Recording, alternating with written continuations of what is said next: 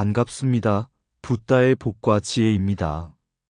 오늘 저희 영상의 제목은 부처님과 부처님의 제자들 사이에는 가르침, 즉 법이라는 매개가 있다입니다.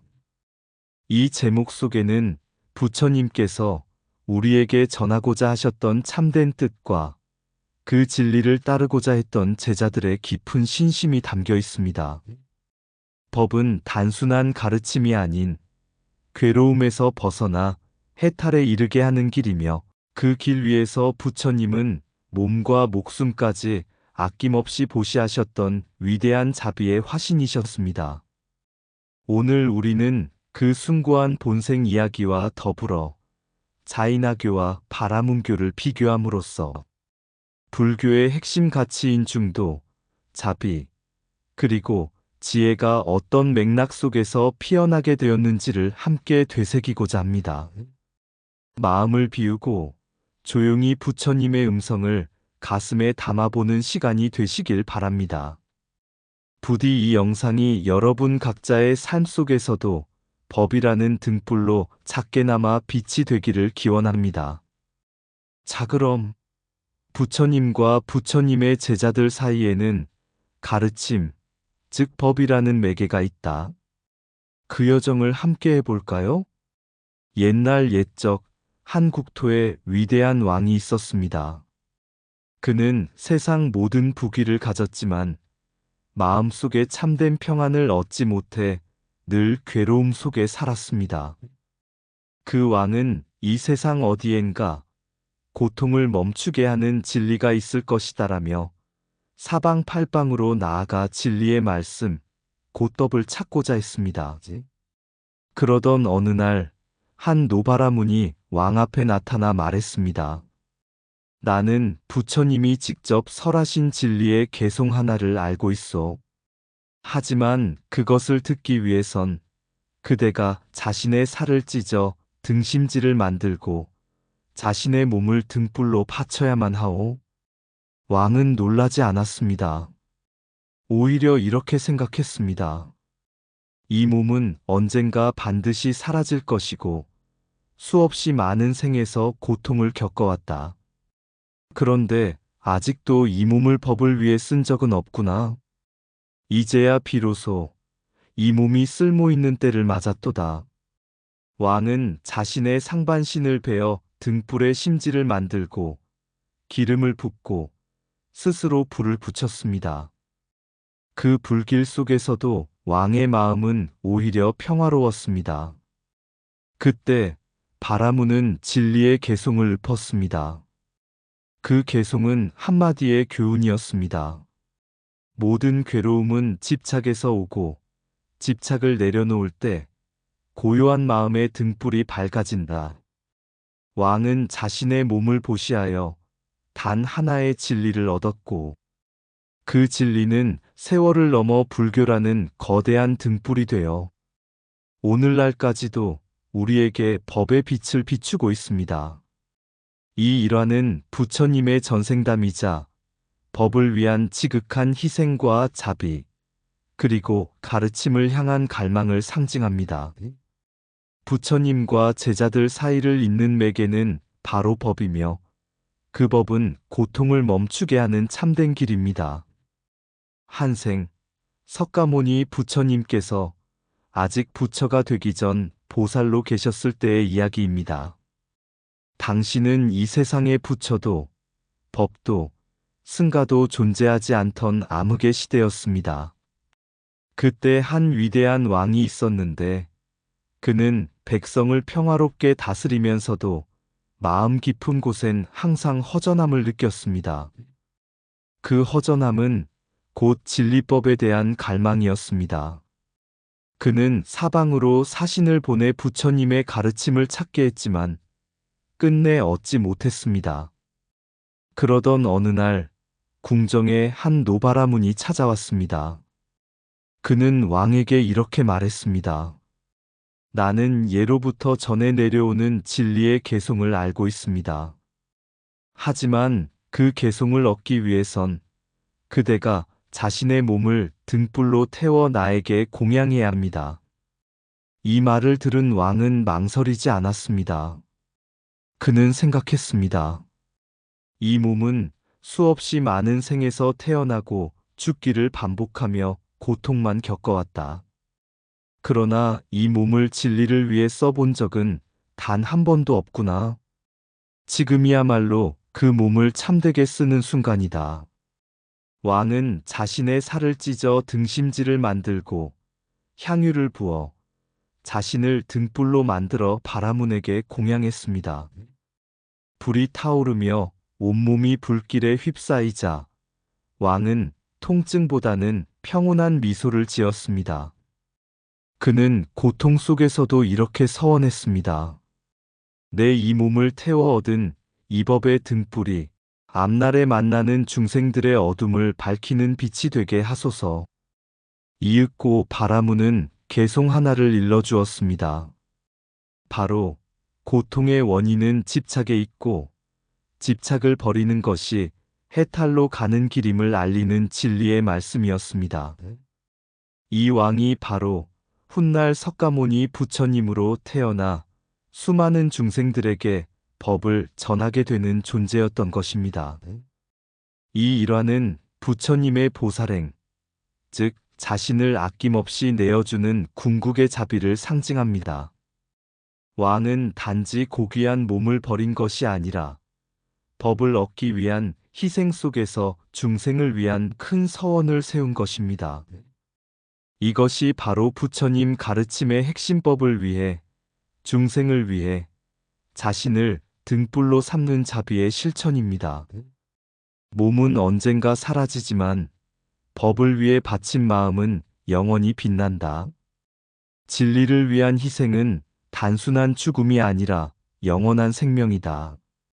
자신을 태워 다른 이의 어둠을 밝히는 것이 보살의 길이다. 참된 공양은 물질이 아니라 진리를 향한 결심에서 비롯된다. 한 몸을 태워 얻은 개송 하나가 천년의 어둠을 걷어낸다.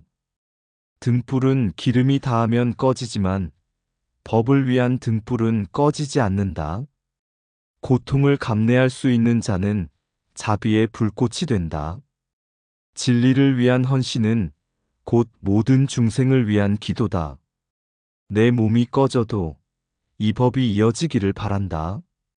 보시란 남을 위한 것이면서도 나를 완성하는 길이다. 진리를 향한 한 걸음은 천생의 고통도 뛰어넘는다. 모든 고통은 법을 만날 때 자비로 녹아내린다. 불을 이기는 것은 또 다른 불이 아니라 불을 밝히는 마음이다. 살을 찢는 아픔도 법을 위한 길이라면 기쁨이 된다. 중생의 괴로움을 밝히기 위해 자신을 태운 등불이 바로 보살이다. 한때 인도 북부의 더운 지방에 한 수행자가 있었습니다. 그는 자이나교의 가르침에 따라 살아있는 그 어떤 생명도 해치지 않으려 극단적인 고행을 수행하고 있었습니다. 그는 한 방울의 물도 걸러 마시고 여름에도 온몸을 가리지 않은 채 나체로 다녔으며 곤충이 숨 쉴까 두려워 밤낮으로 입에 천을 두르고 걷는 수행자였습니다. 그는 땅을 밟을 때조차 작은 생명을 해칠까 조심스럽게 발을 디뎠고 심지어 농사도 짓지 않고 상업만을 하며 생계를 유지했습니다. 그는 자부심이 있었습니다.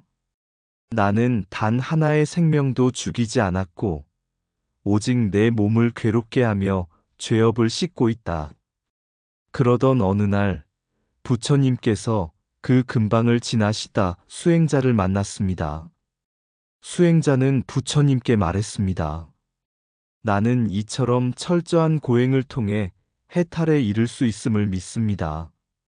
그대는 나처럼 엄격한 계율도 극한의 고행도 하지 않는데 어떻게 해탈을 말할 수 있습니까? 부처님은 잠시 조용히 그를 바라보시고 부드럽게 말씀하셨습니다. 몸을 괴롭히는 것이 죄를 없애는 길이 될 수는 없습니다. 마음의 어리석음이 사라질 때 고통도 스스로 사라집니다. 나는 고행을 했고 그것이 해탈의 길이 아님을 깨달았기에 중도의 길을 따릅니다.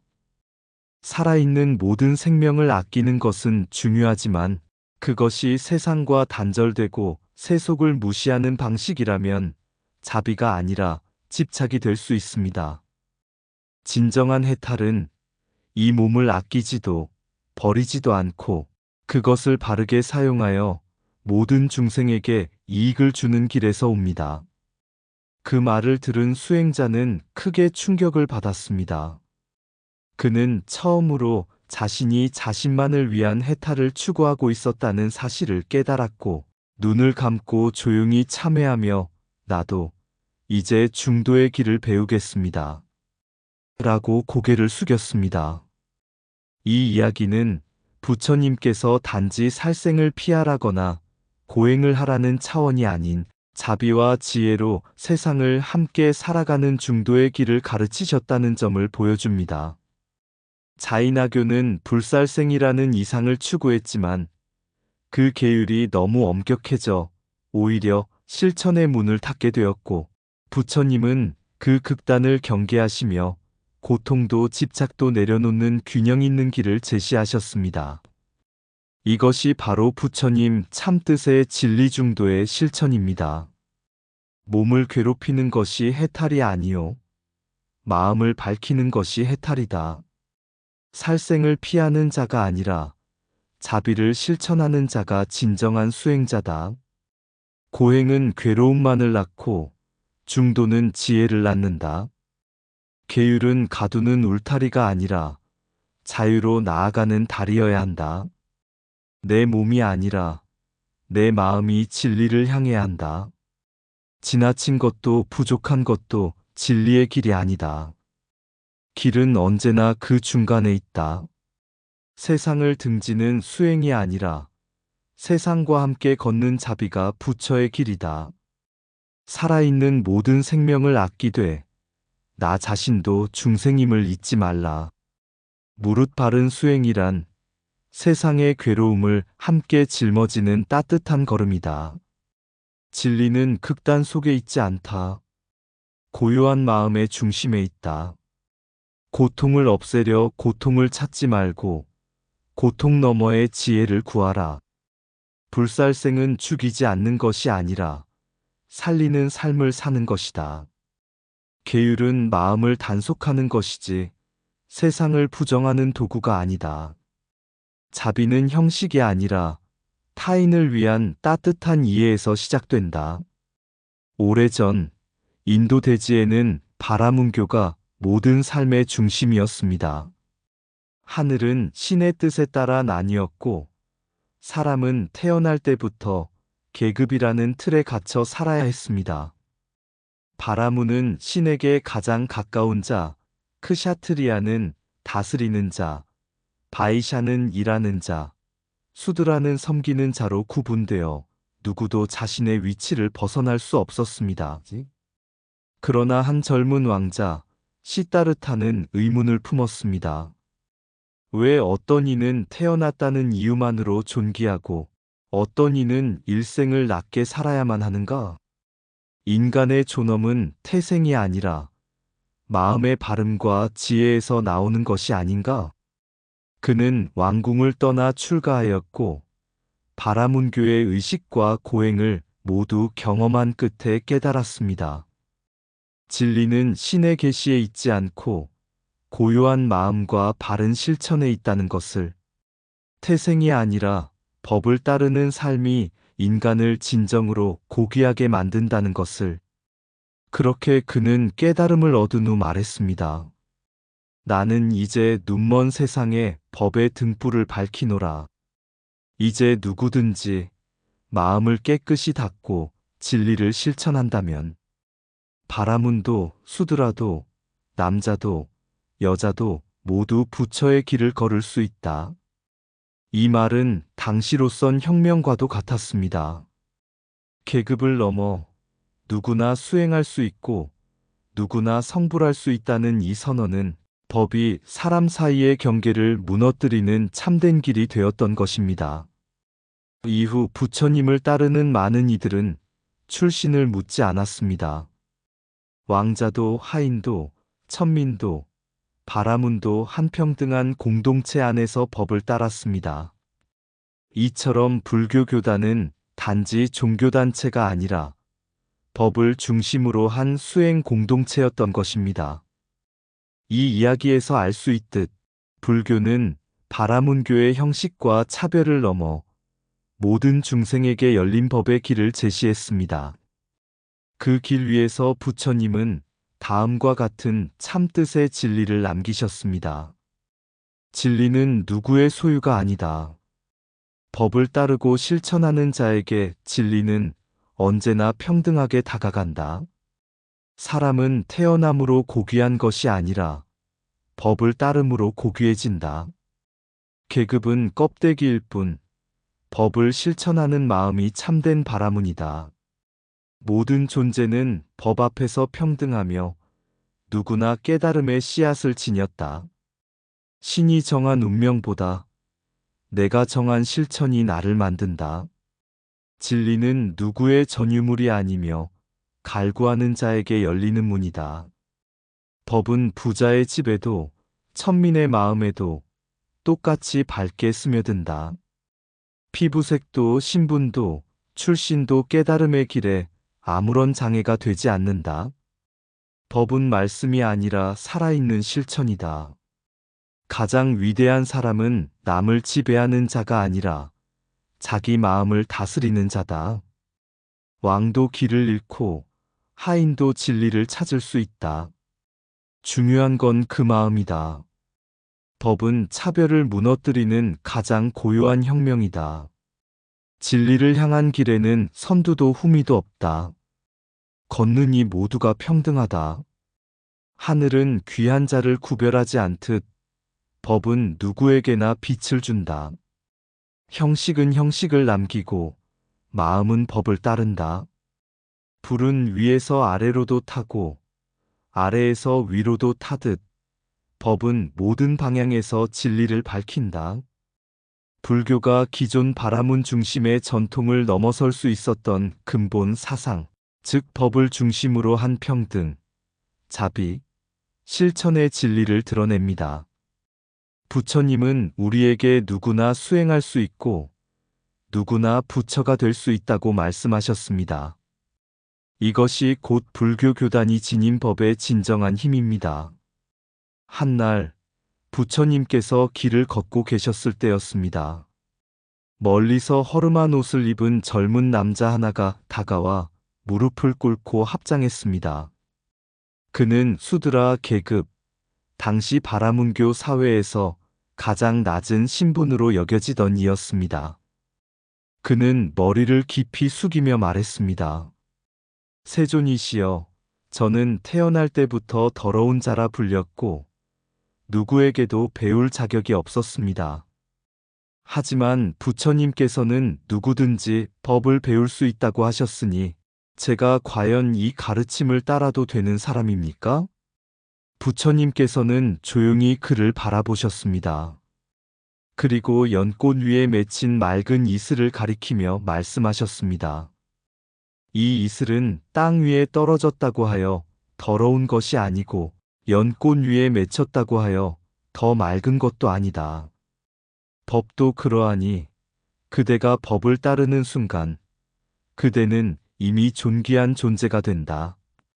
그 청년은 울었습니다.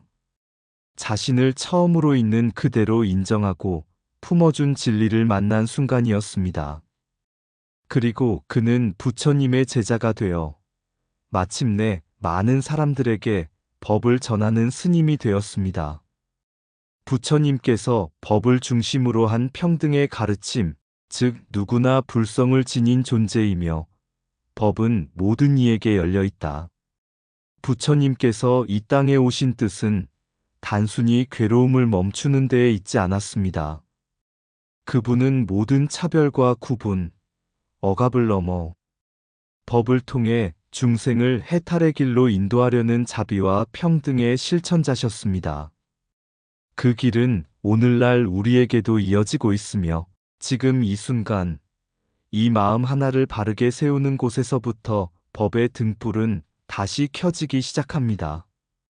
한 왕이던 그 옛날, 법도 부처도 없던 세상에 진리를 찾아 사방을 헤맸다. 한바라문이 말하길 몸의 살을 등심지 삼아 개송을 공양하라. 왕은 망설임 없이 답하였네. 이 몸 덧없는 것이니 법을 위함이라면 마땅히 태우리라. 상반신 베어 불길 위에 놓고 소라기름 붓고 마음을 함께 불태웠네. 등불 되어 타오를 때 하늘에서 들려온 깨달음의 한 개송, 비둘기 되어 설산에 살던 어느 생 사람을 살리려 몸을 던져 불을 지피고 다시 토끼 되어 굶주린 이에게 자신을 온전히 바친 그 모든 생의 보시의 연속. 진리는 법으로 흐르고 법은 스승의 입을 빌어 제자의 가슴에 닿았네. 법을 향한 지극한 마음이 몸도 생도 초월하니 부처의 뜻은 보시로 꽃피었네. 진리를 구하는 그 마음, 생명을 밝히는 등불이 되고 무명을 걷어낸 자리엔 해탈의 빛이 머무르네. 이상 붓다의 복과 지혜였습니다. 오늘도 복지구족한 날 되세요. 구독과 좋아요는 붓다의 복과 지혜를 밝히는 큰 자비의 등불이 됩니다.